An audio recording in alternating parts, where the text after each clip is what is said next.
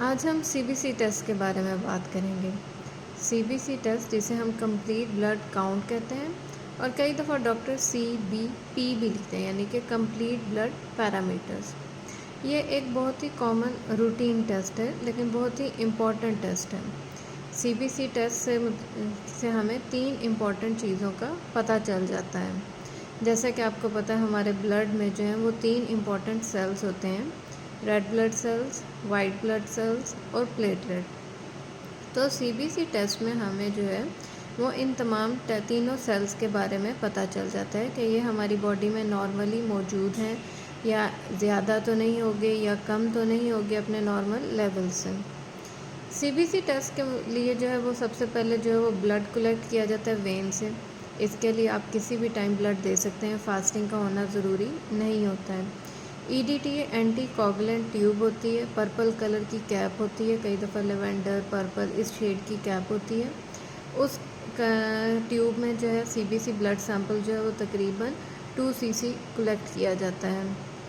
फिर उस सैंपल को अच्छी तरह मिक्स करके लैब में मशीन में रन किया जाता है। सीबीसी टेस्ट में हमें रेड ब्लड सेल्स के मुतालिक हमें पता चलता है, हीमोग्लोबिन काउंट के बारे में पता चलता है कि हीमोग्लोबिन नॉर्मल है या नहीं है।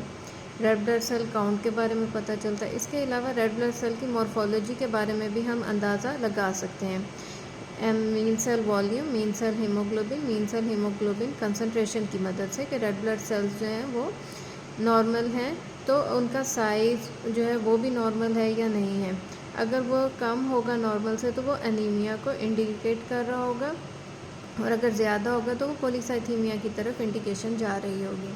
सेकंड में हमें वाइट ब्लड सेल्स के बारे में पता चलता है, वाइट ब्लड सेल्स नॉर्मल है या नहीं। और वाइट ब्लड सेल्स के अलावा भी हमें वाइट ब्लड सेल्स की जो टाइप हैं, जिसे हम डिफरेंशियल काउंट बोलते हैं, न्यूट्रोफिल, लिम्फोसाइट, मोनोसाइट, यूजिनोफिल, बेजोफिल, इनकी नॉर्मल रेंज जो हमें है परसेंटेज और एब्सोलूट फॉर्म पता चलती है।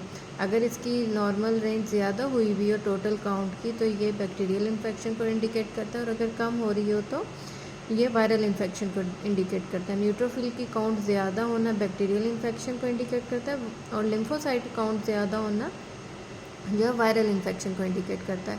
थर्ड इम्पॉर्टेंट जो है वो प्लेटलेट्स हैं।